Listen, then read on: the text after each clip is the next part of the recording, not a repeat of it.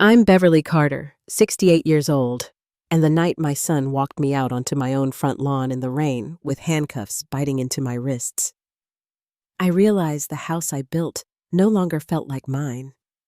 The steel was cold, my blouse heavy with water, and my ears still rang from the slap Melissa had given me moments earlier.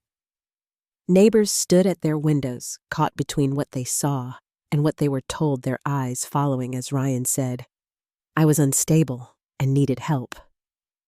I didn't shout, didn't plead, just kept my head up because I knew the truth behind every brick of the home they were trying to take from me. 32 years of late shifts, coupon clipping, and careful repairs stood behind me, yet I was being treated like an intruder. That night was the first time I understood there was something even colder than betrayal silence. Before I go any further, let me know where you're listening from in the comments, and hit that like and subscribe button if you've ever had to fight for something you built with your own two hands. I grew up in a modest town where neighbors borrowed sugar from each other, and every favor was remembered, if not returned. My parents raised me to believe that hard work kept you steady, even when the world didn't. After high school, I joined the Department of Protective Services, working in emergency policy, and later helping write the manuals that guided younger investigators through the worst days of people's lives. My late husband and I built our home room by room, starting with a small down payment and stretching every dollar. By the time Ryan was born, we had a garden in back, a steady mortgage, and a kitchen table where every major family decision was made. It was the kind of life where you knew which floorboards creaked and which window let in the afternoon sun just right. When my husband passed, the house felt too quiet, but Ryan still stopped by often, sometimes just to drop off dinner or fix a leaky faucet. 5 years ago, after a health scare, I added his name to the deed so he could act on my behalf if something happened to me. I told myself it was temporary, a safeguard until I recovered. What I didn't know was that nothing about it would be temporary. My name was never added back. I kept paying the taxes paid for a new roof and even handled most of the repairs. But gradually, the way Ryan and Melissa spoke about the house began to shift. They started calling it their home sometimes, right in front of me. It was subtle at first, meals left outside my bedroom door, instead of shared in the kitchen, conversations held upstairs without inviting me in, comments about how I should use the sunroom more, or look into places with a nice community. I learned which steps to avoid, so the floorboards wouldn't creak, which chores to finish before Melissa got home, so she wouldn't say I was in her way. The warmth that used to live in this house had thinned into something brittle, and I could feel it every time I walked through the door. The morning it all began to unravel. Melissa was already at the kitchen table, her hair pulled back, a stack of documents neatly arranged in front of her. Ryan stood by the fridge with his arms folded, silent, watching. They said it was just to make things simpler, that signing would protect everyone if anything happened to me. But as I sat down, I could see my name fading from every page, replaced by theirs, as if the life I'd built here could be signed away in ink. Melissa's coffee was already poured when I walked into the kitchen the next morning. She didn't look up. Ryan stood by the refrigerator, arms folded, his stance too still to be casual. A folder sat in the center of the table, neatly squared to the edge, yellow tabs marking certain pages. I eased into the chair across from her, the one she seemed to have been saving for me. Without a word, she slid the folder toward my hands. I flipped it open. The first page spelled it out: full ownership of my home transferred to Ryan and Melissa as a joint gift, effective immediately. There were no clauses, no rights for me to remain, nothing that hinted at this being temporary. I asked who had drawn up the documents. Melissa said it was a friend of hers, a real estate attorney. Good reputation, trustworthy. Her tone was polished, efficient, the kind you'd use when closing a deal. Ryan added that it was just a formality, that we were still a family, that this would make things simpler if anything ever happened to me. I kept my voice steady and asked what would happen if I didn't sign. Melissa smiled too quickly and told me I could stay as long as I liked, but taxes, insurance, and liability were becoming complicated. That word, liability, settled in my mind. I told them I needed more time. Melissa agreed, though her smile didn't reach her eyes. She said to take a day or two, but things were moving, and they'd all feel better once it was settled. I took the folder to my room and set it on the nightstand, its weight pressing on me like a stone. That night, no one brought me dinner. I stayed in my recliner with the television off, listening to the creaks in the ceiling. The next morning, Ryan knocked before entering, something he rarely did anymore. He asked if I'd had time to read everything. I told him I had. He asked if I was ready to sign. I told him I wasn't. He just nodded and said, "Let me know." By evening, the hallway light outside my door had been removed. From my chair, I heard the faint groan of the attic stairs and Melissa's voice giving instructions to shift boxes. It was the sound of a house being prepared for change and not in my favor. I lay awake late into the night, surrounded by my own furniture, my curtains, my framed photographs, and yet feeling like an unwelcome guest. 3 days later, I walked into the living room and found them standing by the fireplace mantel. Melissa held a measuring tape. Ryan had his phone out. They stopped talking as soon as I stepped in. She mentioned plans to repaint and update the space, her words light but rehearsed. At the far end of the room, she pointed out where she imagined a new studio for her work. I glanced at the shelf where a family photo had always sat, a picture of my late husband and our 2 boys when they were young. The frame was turned face down. In its place was a fresh picture of Melissa and Ryan, arms wrapped around each other in front of a real estate sign. Later that evening, I went to get a clean towel from the hallway closet. Half my storage boxes were gone. On the top shelf, where I kept winter coats and old photo albums, there were now bins I didn't recognize. Labels in Melissa's handwriting marked them as marketing supplies and office inventory. I didn't ask where my things had gone.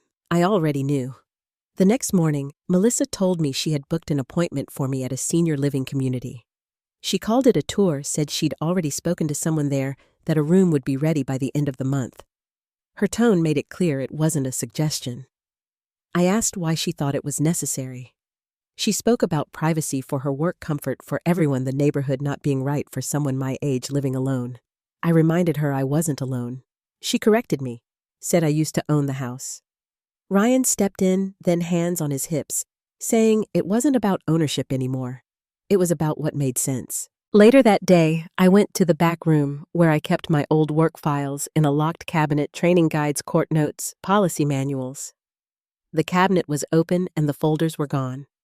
I checked drawers, shelves, even a shoebox where I stored pension letters. Empty. That evening, dinner was served without a word.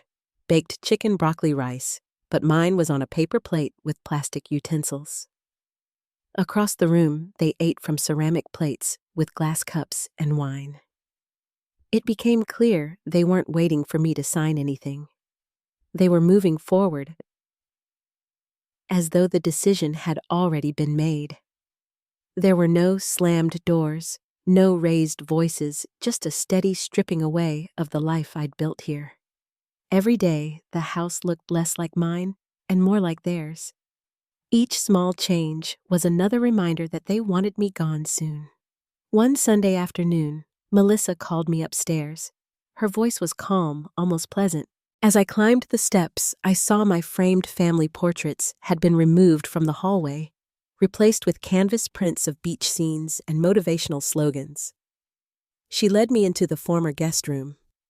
The twin bed and my sewing cabinet were gone, replaced by a sleek glass desk, a ring light, a laptop, and a branded backdrop. She called it her new office. I asked where my things had been moved. She said they were in the sunroom for now until I finalized my next steps. That night, I heard movement again, boxes being shifted in the garage. When I stepped out, Ryan was taping up bins labeled in Melissa's handwriting. Some were marked, "Donate," others, "Attic," some with no label at all. He didn't stop when he saw me. I asked if this was really happening. He said it was best to get ahead of things, no drama. Then he turned back to his work. The next morning, they called a family meeting. At 10 sharp, I sat at the head of the dining table, the same place I'd hosted holiday dinners for decades. Ryan sat across from me, arms crossed, uniform, pressed, but his badge lying on the table beside him. Melissa placed a thick envelope in front of me. Inside was a revised deed and a brochure for the senior facility, a sticky note attached that read, "Pre-approved, move-in ready." She said it was a safety measure that they could petition the court if I were deemed unstable. Her words were smooth, almost gentle, but they landed like a closing door. Ryan didn't flinch.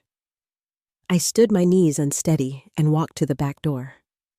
Outside, the air was cool and sharp. I understood then they weren't asking me to leave. They were preparing to make sure I couldn't return. The night after that meeting, I went to the back closet to see if anything of mine was still where I'd left it. My old filing cabinet, the one with the lock on the handle, sat with its drawer half open. The files I'd kept from my years at the Department of Protective Services, training manuals, court transcripts, and internal memos were gone. I checked the shelf above the bottom drawer, even the shoebox where I'd kept pension letters and copies of my medical paperwork. All of it had been cleared out without a word to me.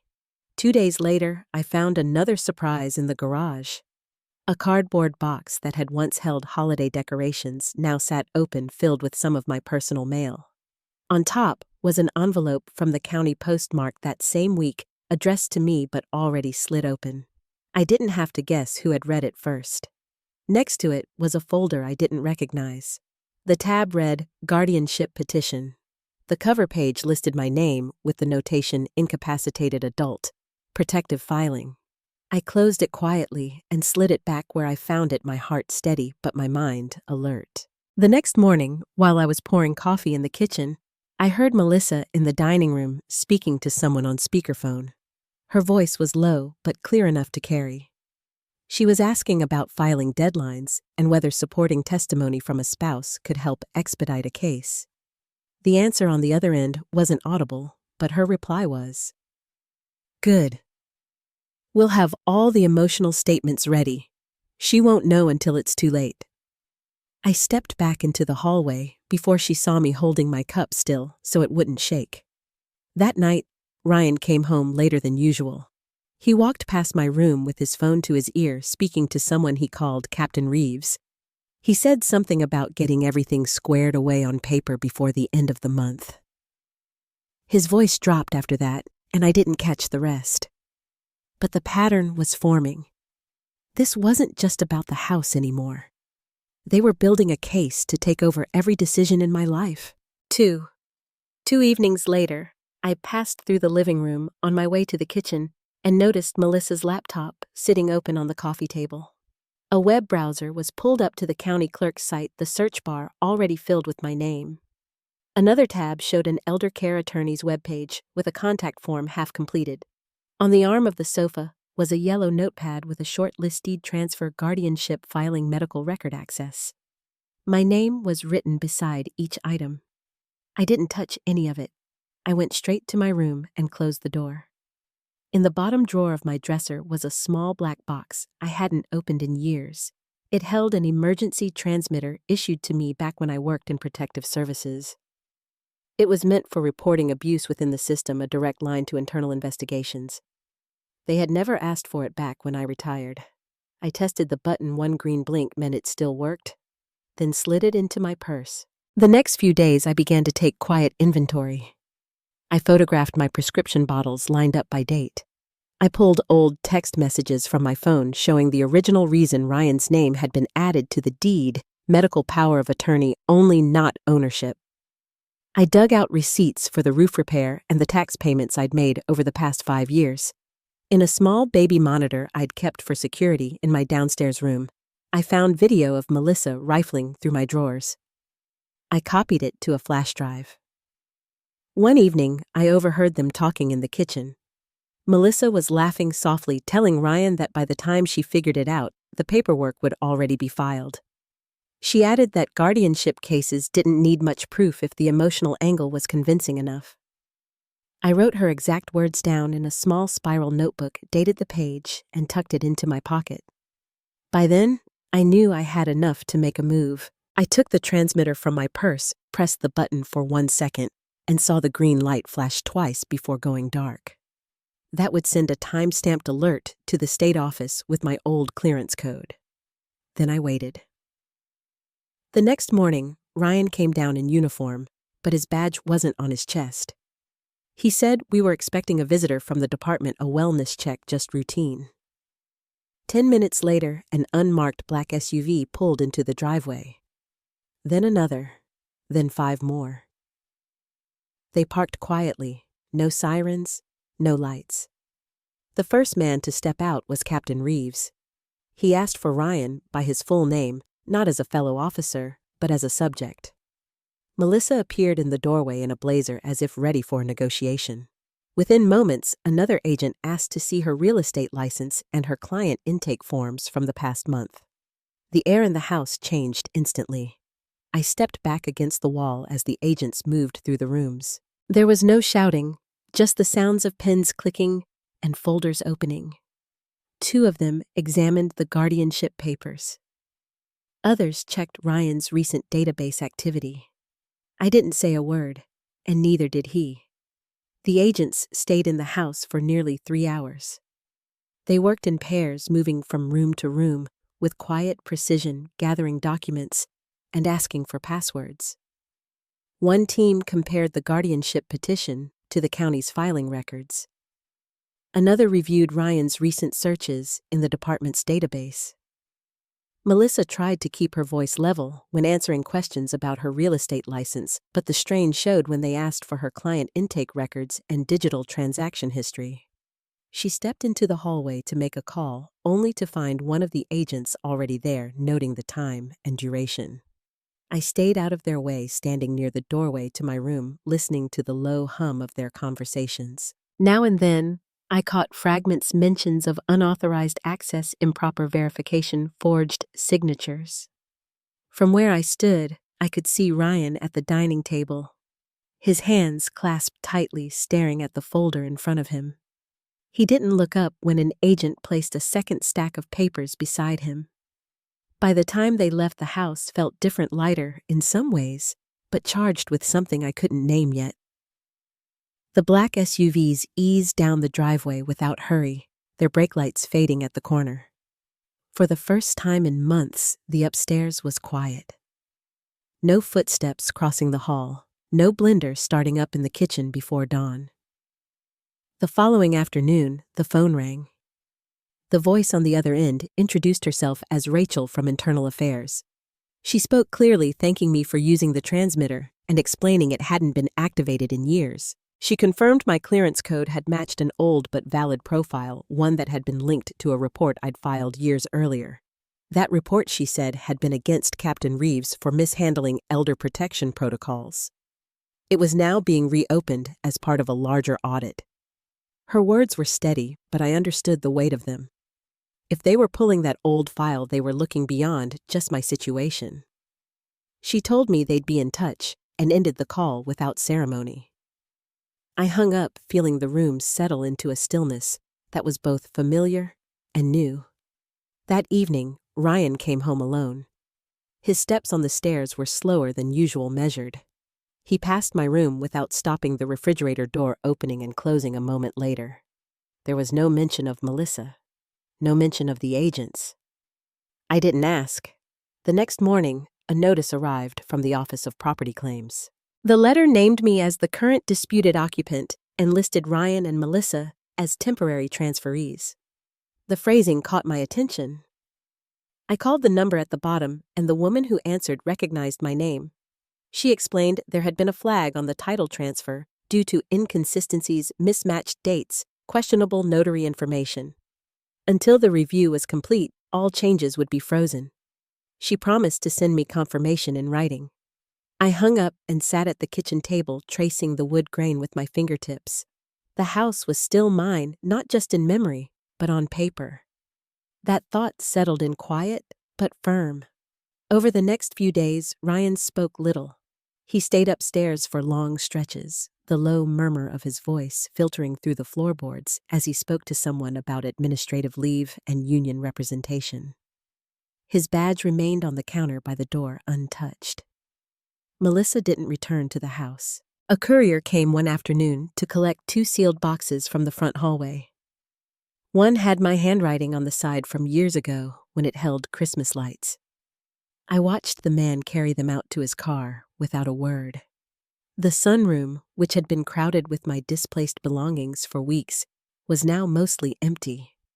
I opened the window for the first time in months, letting a cool breeze move the curtains. In the back closet, I found the original property folder signed and notarized 2 decades earlier. My name was the only one on the deed. Inside was the amendment from 5 years ago, the one that had added Ryan temporarily during my illness. The clause clearly stated that ownership would revert to me upon recovery. I had recovered within 6 months, but the change had never been filed. I carried the folder to see an old friend, Althea, a retired civil claims lawyer who had been close to my late husband. She lived in a small brick house on the edge of town, her dining table stacked with casebooks and yellow legal pads. She read the documents, slowly turning each page with care. When she looked up, she told me the transfer Ryan and Melissa had attempted was voidable and likely fraudulent. The notary listed hadn't held a valid license in over a year, and Ryan's signature matched an old insurance form almost exactly a sign it had been copied. Althea agreed to file for an injunction immediately. By the end of the week, I received formal confirmation that the county had frozen all title activity until the matter was resolved. If Ryan attempted any further transactions, he would be served legal papers. That evening, the hallway was dark when I returned home. The television in the living room was off. Ryan sat at the table with his arms resting on the surface, staring at nothing. He didn't ask where I'd been. He didn't mention the papers. Instead, he said he would be moving out by the end of the month. His tone was flat, no anger, no attempt at persuasion. I nodded, then stepped into the kitchen. I made a simple soup that night, potatoes, corn, and a small cut of ham. I set one place for myself, no second bowl, no extra chair. The spoon clinked softly against the edge of the bowl as I ate, the quiet in the house wrapping around me in a way that no longer felt heavy. The last week of September moved in quiet steps. Ryan kept mostly to his room phone calls, short and low, the sound of drawers opening and closing as he began packing. Melissa still hadn't returned, and I doubted she would. One afternoon, I watched a moving truck idle at the curb for nearly half an hour before a man came to the door, clipboard in hand. He collected 3 sealed boxes from the hallway, 2 with shipping labels, 1 plain brown with black marker scrawled across the top. I didn't ask what was inside. That same day, I went through the sunroom, opening each cabinet and shelf. Most of the clutter Melissa had stacked there was gone, but in the back corner, I found a folder wedged between 2 empty picture frames. It held printed emails with my name in the subject line, messages between Melissa and a contractor about converting the garage into a rental space. The dates were from months ago, long before any of this had reached the point of lawyers and frozen deeds. None of the plans included me. I fed each page through the shredder until the bin was full. There were things I couldn't throw away, even if I couldn't bear to keep them on display. In the hallway closet, I found a photograph of Ryan at 10 years old, missing a front tooth, holding a paper kite we'd built together. There was also a card he'd made years ago, the word hero, scribbled in blue marker across the inside. I sealed them in an envelope and placed it in the back of the cabinet. Some memories needed to be stored, not erased. With the sunroom finally clear, I began to see it as more than a holding space for what was being taken from me. I called a contractor about removing the narrow partition wall Melissa had added near the kitchen. She told me it could be done in 2 days, so we scheduled it for the following week. I also called the garden crew I'd worked with years earlier, asking them to reset the front beds and plant new dogwoods along the fence. The woman on the other end remembered my name. A few mornings later, I drove to the community center on the other side of town. I hadn't been there in years, not since I stopped volunteering. The building had been repainted, the benches replaced, and the small back garden trimmed neatly. Inside, I asked to speak to the director about starting a weekly circle for women over 60, a place to write talk and share experiences after the kinds of losses that don't always make headlines. She smiled and said yes, offering me the Thursday afternoon slot. On the way home, I stopped at the bookstore and bought a fresh notebook. Not for evidence or legal notes, just blank pages. I wanted a place where I could write without anyone looking over my shoulder. That evening, I made a simple dinner for myself and ate it by the open window, letting the cool air move through the house. There was no second plate set, no waiting for footsteps in the hallway. The following Thursday, the contractor arrived. By noon, the partition wall was gone and light spilled across the kitchen in a way I hadn't seen in years. I stood there for a long time, looking at the open space, thinking about how easily walls can be built and how deliberate it is to take them down. 2 days later, the garden crew came with flats of lavender young dogwood saplings and a stone bench for the back corner. They worked steadily, clearing out the roots and overgrowth, shaping the beds until the space looked new again. I stood on the porch, watching the last tree go in the soil, dark and fresh, around its base. That weekend, I received a plain white envelope from the City Council's advisory board. Inside was an invitation to join a task group focused on elder housing policy. They had heard about my case through someone on the Protective Services team and thought my perspective would be useful. I didn't answer right away, but the idea stayed with me. Ryan began moving boxes to the garage one at a time. He didn't speak as he passed my doorway. On the morning of the last week of the month, the sound of his car starting came earlier than usual. By evening, his room was empty. I didn't see him go, but the quiet he left behind was different from the stillness of the past few months. It was the kind of quiet that comes when something is over, even if it leaves shadows behind. That night, I went through the kitchen, wiping down counters, setting the table with one plate and one glass. I made soup again, the same recipe I'd made before, but this time with more vegetables and a thicker broth. As I sat down, I noticed the light from the garden spilling through the window. It wasn't the same house it had been a year ago, but it was mine to care for again. I spent the next few days sorting through the rest of the rooms, opening every drawer and cabinet. In one desk, I found another set of Melissa's papers budgets labeled Renovation Phase 1 sketches for changes that would have stripped the house of anything personal. I shredded them just as I had before. By the end of that week, the women's circle at the community center had its first meeting date on the calendar. The garden had taken root, the sunroom was cleared, and the kitchen stood open again. The house no longer felt like a place where I was waiting for the next move to be made against me. It was becoming a place where I could make my own. The first week of October began with a letter from the county clerk's office. It confirmed what the earlier phone call had hinted at. The title to the house was officially in my name alone again. All temporary parties had been removed during the investigation, and the change had already been filed. I read the page twice, then placed it on the desk in the sunroom. The light from the window fell directly across it, as if the paper belonged there. That afternoon, the garden crew returned to finish their work. They added mulch around the dogwoods and set the stone bench in place under the old maple. I stood at the doorway watching them smooth the soil, the scent of fresh earth mixing with the lavender by the porch. When they were done, the crew leader nodded to me before heading to the truck. The space felt anchored again, like it had been claimed. 2 days later, I received another envelope, this one from the department's Ethics Review Board. The report inside stated that Ryan's actions had violated protocol, breached ethical standards regarding vulnerable family members, and failed to disclose conflicts of interest. His access to departmental systems had been revoked, and the recommendation was that he not be reinstated in any future cases involving family.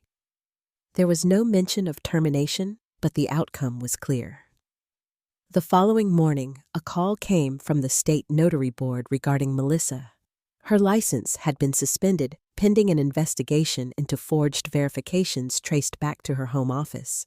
The woman on the line said my case was one of the clearest examples they had reviewed. She promised to follow up when the inquiry was complete. With each notice and call, the house seemed to grow quieter, not in a hollow way, but with space to breathe. I began moving furniture back into the rooms where it belonged. The guest room no longer held Melissa's desk and ring light. In their place, I set up a small armchair, a quilt on the back, and a lamp with a warm shade. By the second week of October, the community center had posted the flyer for the Women's Circle. Our first meeting was set for later in the month, but people were already signing up. The director told me she expected a good turnout. I spent an afternoon arranging chairs in a half circle and making a list of supplies, tea, notebooks, pens. It was the first list I'd written in a long time that had nothing to do with defense or proof. One Thursday morning, I drove to the municipal building downtown for the first task group meeting on elder housing policy. The conference room had low ceilings, fluorescent lights, and a coffee pot in the corner that had been running too long. Around the table sat people I didn't know, most younger, with color-coded folders and tablets. When it was my turn to speak, I explained how easily a guardianship claim could be filed without medical proof and how property transfers could slip through with outdated notary credentials. They listened, took notes, and asked questions. I left with a stack of follow-up materials and a sense that my file had landed on the right desks. That evening, I came home to the scent of cedar from the garden beds and the sound of wind through the maple leaves.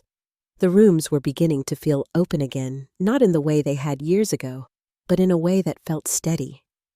I kept the windows open until the air grew cool enough to need a sweater. A few days later, I went through the last of the boxes in the hallway. Most of it was mine books, Lennon's framed pictures, but at the bottom of one was a sealed envelope addressed in Ryan's handwriting. I set it aside until the rest of the boxes were put away. When I finally opened it, the note inside was short. He wrote that he'd been attending sessions through the department's wellness program, that he now understood the weight of what had happened, and that he hoped I was well. There was no apology, no mention of the papers, no acknowledgement of the meetings I had never been invited to. I folded it, placed it in the bottom desk drawer, and left it there. The next morning, I sat on the new stone bench in the garden, looking at the dogwoods. Their leaves had just begun to turn, and the air carried a hint of the season shifting. The lavender swayed in the breeze moving from stem to stem. The house behind me stood quiet, the sun catching on the glass of the kitchen window. For the first time in months, I didn't feel like I was waiting for the next change to be forced on me. The changes now were mine to choose. 2 weeks after the garden was finished, the Women's Circle at the community center held its first meeting. 7 women arrived, each carrying a small notebook or nothing at all. We arranged our chairs in a half-circle, mugs of tea set on the table nearby. No one rushed to speak.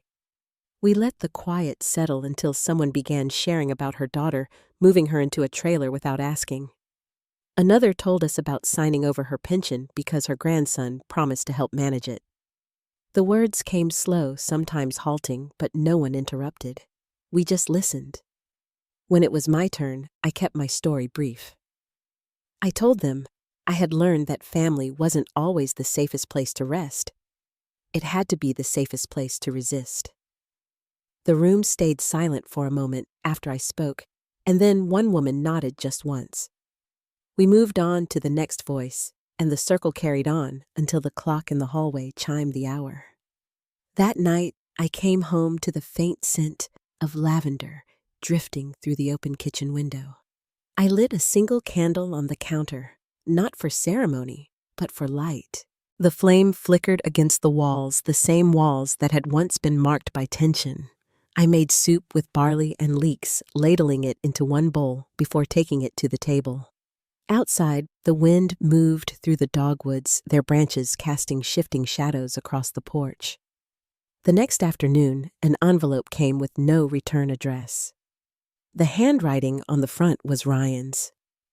Inside was a single page folded twice. He wrote that he had been attending wellness sessions through the department, that he understood the weight of what had happened, and that he hoped I was well. He didn't mention the guardianship papers, the forged signatures, or the weeks of silence in our own home. I read the page once, then folded it and placed it in the bottom desk drawer. Some things didn't need to be left in sight. That weekend, the lavender along the porch bloomed all at once. Bees moved in and out of the blossoms while I sat on the stone bench, watching the light change across the yard. It was the kind of afternoon that didn't ask for anything. No decisions, no explanations. The house stood behind me, steady and quiet. One of the women from the circle, Marlene, invited me to her birthday the following week. She said it would be nothing big, just cake, coffee, and a few friends. I brought lemon bars in a glass dish. Her kitchen was warm, filled with the sound of easy conversation. At one point, she leaned over and told me I seemed different from when we first met. I told her I hadn't changed, I had simply stopped waiting to be saved. On the way home, I passed the bookstore and noticed a flyer in the window for a writing group starting in November. Weekly meetings, open mic nights. I didn't take a picture or write down the details. I just stood there long enough to know I could join if I wanted to. That evening, I opened my notebook to page 37 and began writing about the front porch.